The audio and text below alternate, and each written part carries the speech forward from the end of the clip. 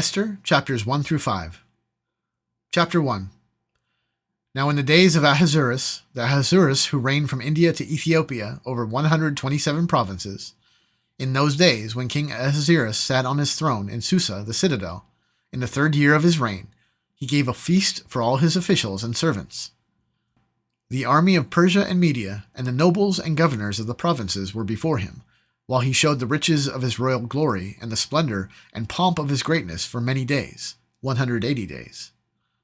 And when these days were completed, the king gave for all the people present in Susa the citadel, both great and small, a feast lasting for 7 days in the court of the garden of the king's palace.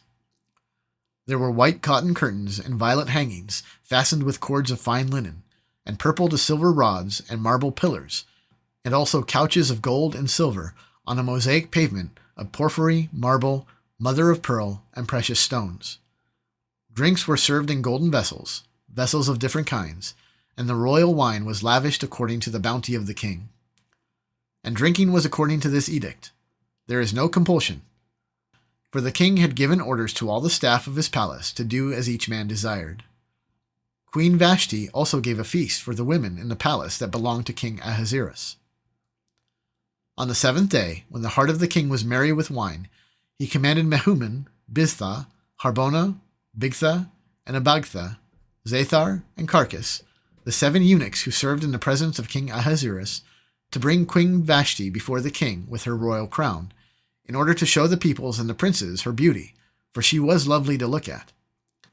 But Queen Vashti refused to come at the king's command, delivered by the eunuchs. At this the king became enraged, and his anger burned within him. Then the king said to the wise men who knew the times, for this was the king's procedure toward all who were versed in law and judgment, the men next to him being Karshena, Shethar, Admatha, Tarshish, Meres, Marsena, and Memucan, the 7 princes of Persia and Media, who saw the king's face and sat first in the kingdom. According to the law, what is to be done to Queen Vashti, because she has not performed the command of King Ahasuerus, delivered by the eunuchs? Then Memucan said in the presence of the king and the officials, not only against the king has Queen Vashti done wrong, but also against all the officials and all the peoples who are in all the provinces of King Ahasuerus. For the queen's behavior will be made known to all women, causing them to look at their husbands with contempt, since they will say, King Ahasuerus commanded Queen Vashti to be brought before him, and she did not come. This very day the noble women of Persia and Media, who have heard of the queen's behavior, will say the same to all the king's officials, and there will be contempt and wrath in plenty. If it please the king, let a royal order go out from him, and let it be written among the laws of the Persians and the Medes, so that it may not be repealed, that Vashti is never again to come before King Ahasuerus. And let the king give her royal position to another who is better than she. So when the decree made by the king is proclaimed throughout all his kingdom, for it is vast, all women give honor to their husbands, high and low alike. This advice pleased the king and the princes, and the king did as Memucan proposed. He sent letters to all the royal provinces, to every province in its own script, and to every people in its own language, that every man be master in his own household, and speak according to the language of his people. Chapter 2. After these things, when the anger of King Ahasuerus had abated, he remembered Vashti, and what she had done, and what had been decreed against her.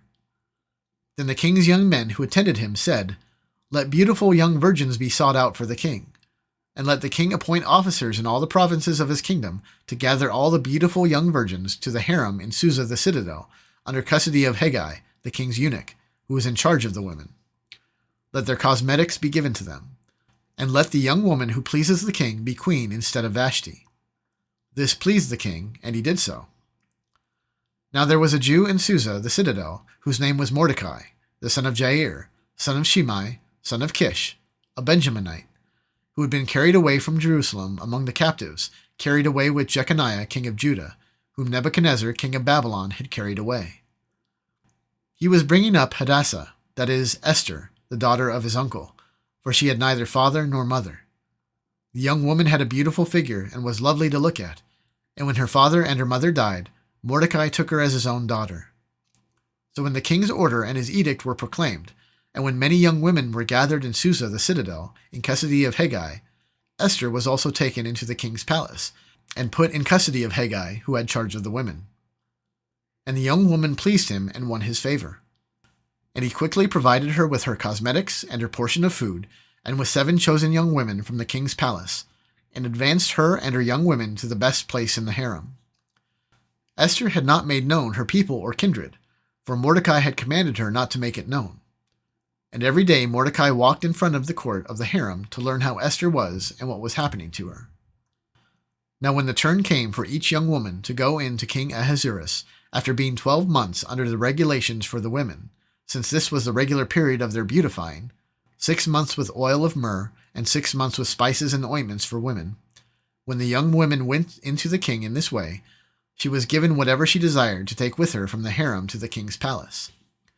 In the evening she would go in, and in the morning she would return to the second harem in custody of Shashgaz, the king's eunuch, who was in charge of the concubines.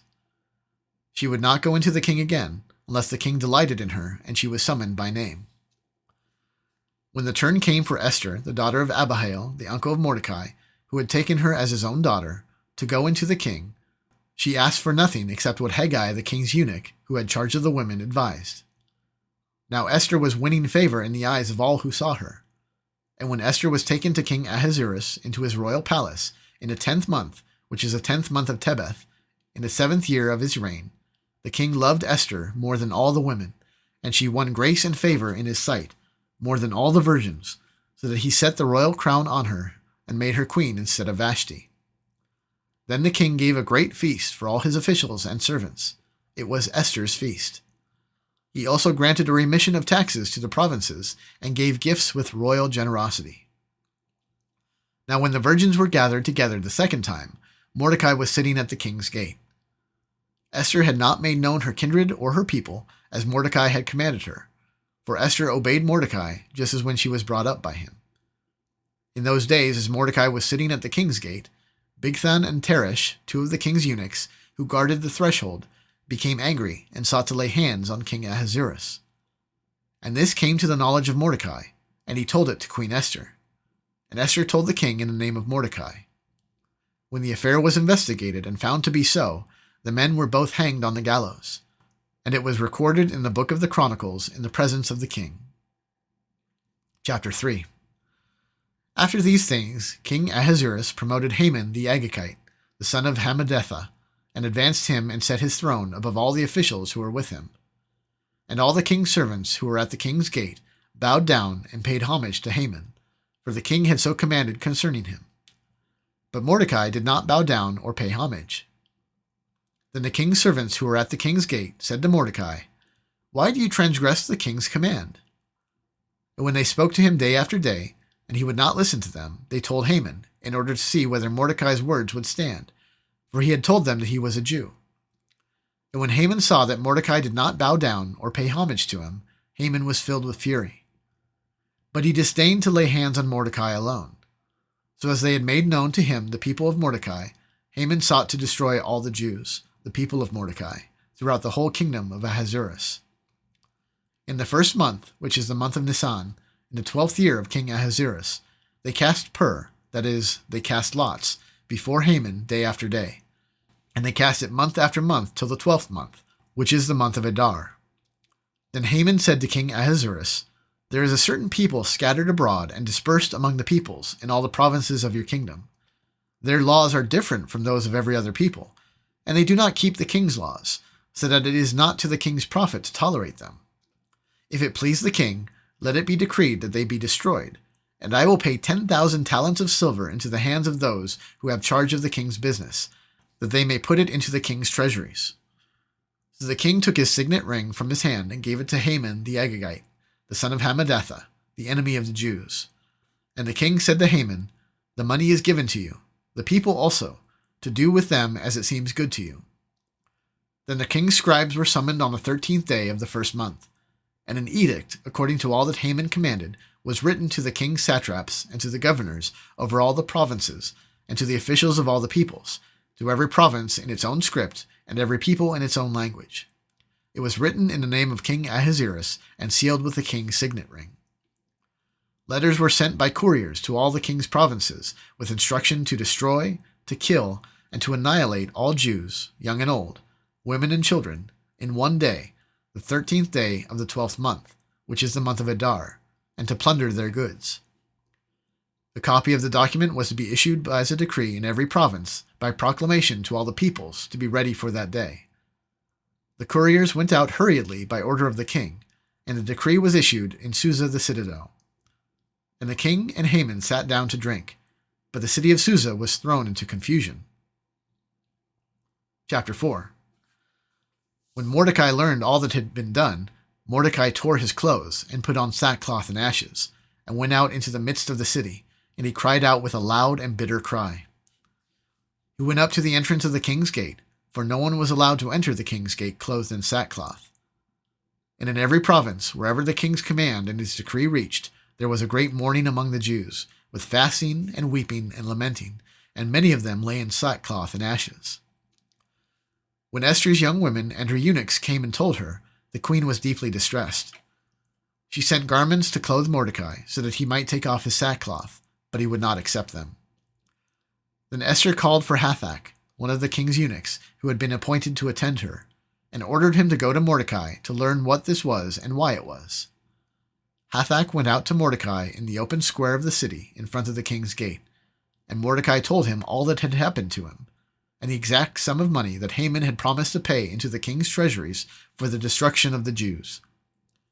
Mordecai also gave him a copy of the written decree issued in Susa for their destruction, that he might show it to Esther and explain it to her, and command her to go to the king to beg his favor and plead with him on behalf of her people. And Hathach went and told Esther what Mordecai had said. Then Esther spoke to Hathach and commanded him to go to Mordecai and say, "All the king's servants and the people of the king's provinces know that if any man or woman goes to the king inside the inner court without being called, there is but one law, to be put to death, except the one to whom the king holds out the golden scepter so that he may live. But as for me, I have not been called to come into the king these 30 days." And they told Mordecai what Esther had said.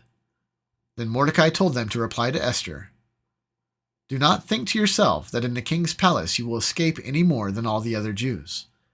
For if you keep silent at this time, relief and deliverance will rise for the Jews from another place, but you and your father's house will perish.